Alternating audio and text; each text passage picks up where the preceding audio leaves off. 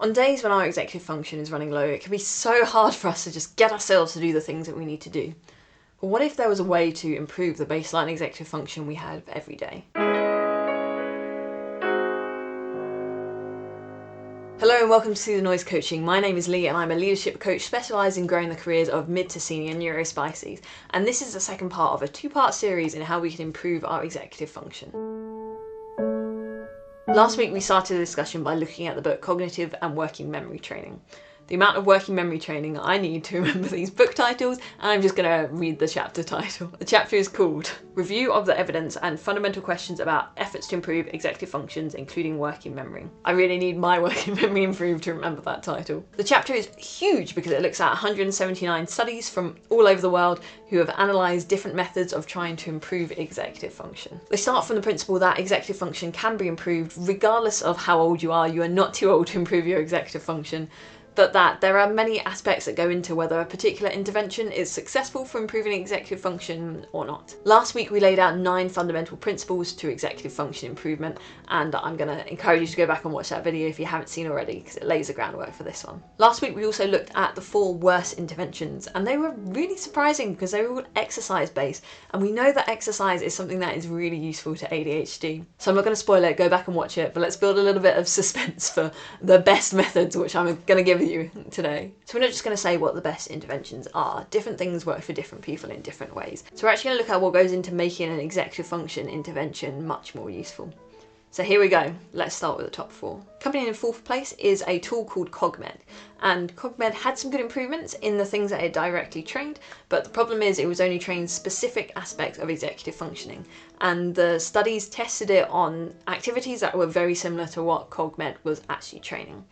Nevertheless, it did show improvement, and it was actually the most useful of these computer-based interventions out of all of the ones that they looked at in the study. I have no experience with CogMed, so I can't really give you an opinion on how effective it is here. In 3rd place was non-computerized cognitive training, and that's where someone is in the room leading the class or participants through executive function trainings.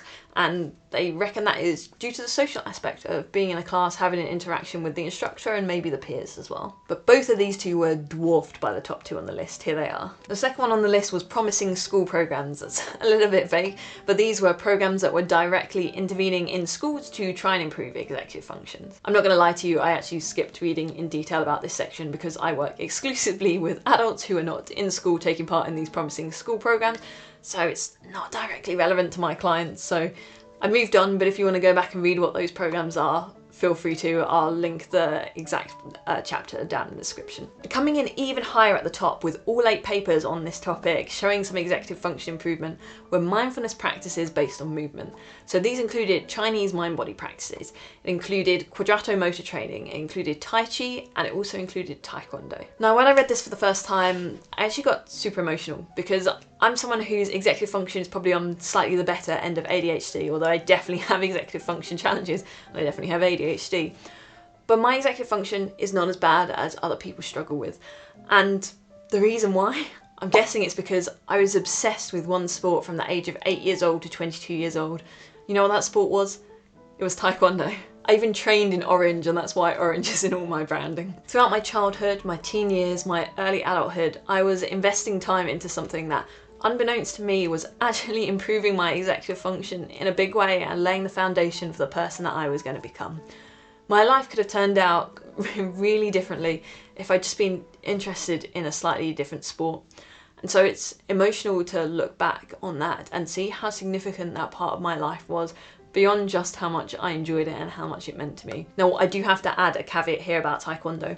It was important to acknowledge how Taekwondo was practiced. If it was just practiced as a sport, then it wasn't really found to be that beneficial.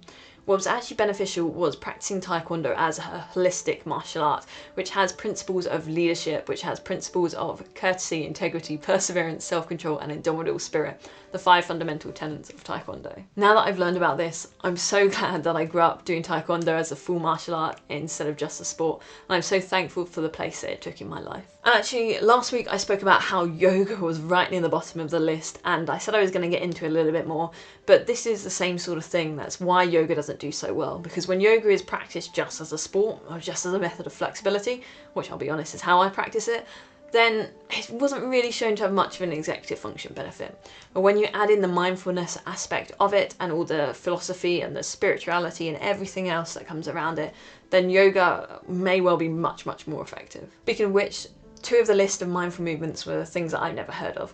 So the first was Chinese mind-body practices. These involve not trying to calm your thoughts, but instead fostering self-awareness and building mental self-control to gain a calm and relaxed state while reducing stress, increasing flexibility and improving blood circulation. And then quadrato motor training, which I had not heard of at all. So quadrato motor training had excellent results even with just 7 minutes of practice, so maybe I'll follow up on this and do a full video on it when I know a little bit more about it. But the principle, from what I understand from reading up on it, is that you stand on a corner of a half-meter square box, and each of the corners are labelled with different positions, and then an audio recording tells you to move to different positions, like position 2, position 3, whatever it is, while you're looking straight ahead. So you get told position 2 and you carry on looking straight ahead and you have to move to position 2 on the box. As I said, I've never come across this before, but if it only requires 7 minutes of time investment, then maybe this is worthwhile taking up and exploring. And then at this point in the chapter, it kind of leads into something that I feel validated to have read because it matches my philosophy on executive function, and that actually more beneficial than executive function training is to find ways to minimize executive function costs. I've done a whole video about that already, so look at me being validated in what I said there.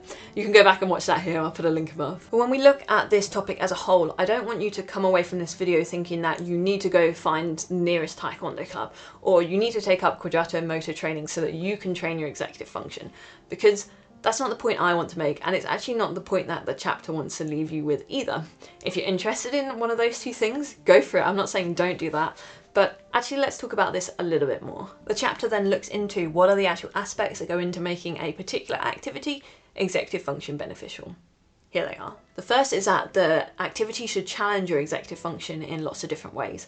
So this might be doing dance moves where you have to try and keep the routine in your working memory, all while holding your body in the interesting positions and using your self-control to move to the beat. I don't know why I just said interesting positions for dance moves. I'm not a dancer. But as long as it continually challenges your executive functions, then you're going to see an improvement. The second is that the activity should be personally meaningful to the participant and foster a deep commitment and emotional commitment between the person and the activity, and maybe even the instructors and the other participants as well.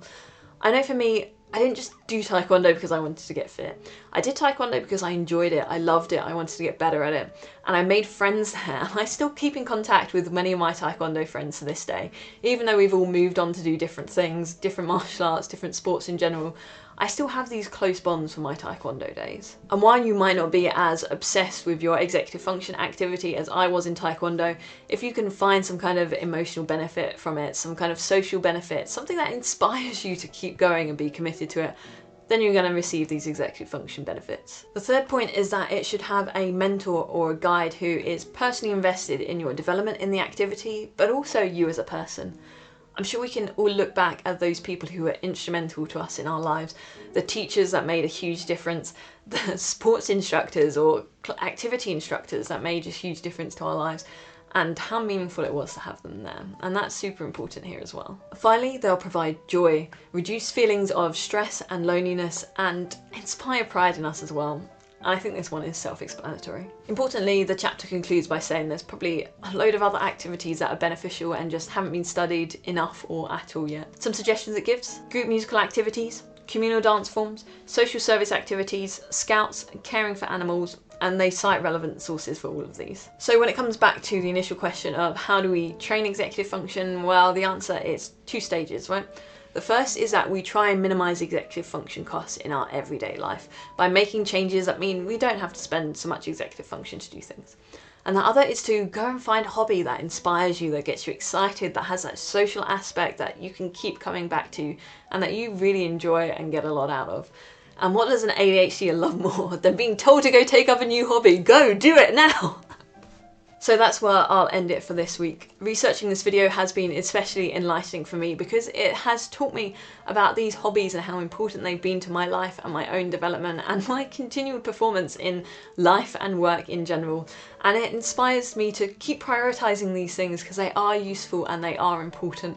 I love that this is the conclusion I've got out of this video. In the meantime, if you haven't already seen it, my video Motivation is Overrated is the perfect complement to this video. Leave me a like, a comment and subscribe, and I look forward to seeing you in the next one. Thank you so much for your attention.